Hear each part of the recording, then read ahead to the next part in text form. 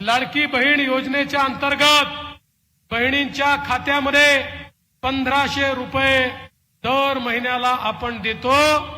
आम्ही योजनेची घोषणा केली।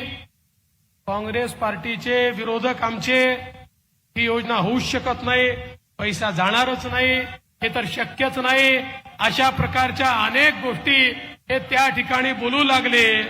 पण मला या निमित्ताने सांगितलं पाहिजे की या सगळ्या लोकांच्या नाकावर टिच्चून 2.5 कोटी बहिणींच्या खात्यामध्ये नोव्हेंबर पर्यंतचे सगळे पैसे हे आपण जमा करून टाकले। पण बंधू भगिनींनो आणि विशेषतः लाडक्या बहिणींनो, जसे आम्ही तुमचे सख्खे भाऊ आहोत, तुमचे काही सावत्र भाऊ देखील काँग्रेसमध्ये आहेत। या सावत्र भावांनी कोर्टामध्ये जाऊन ही योजना बंद करण्याचा प्रयत्न केला। नाना पटोले आणि सुनील केदार यांचे अधिकृत निवडणूक प्रमुख अनिल वडपल्लीवार हायकोर्टमध्ये गेले।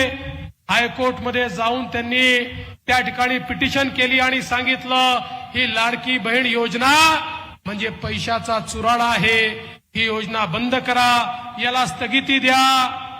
पण काळजी करू नका, आम्ही देखील कोर्टात लढलो आणि कोर्टाने स्थगिती द्यायला नकार दिला आणि सांगितलं लाडकी बहीण योजना ही चालतच राहणार आहे।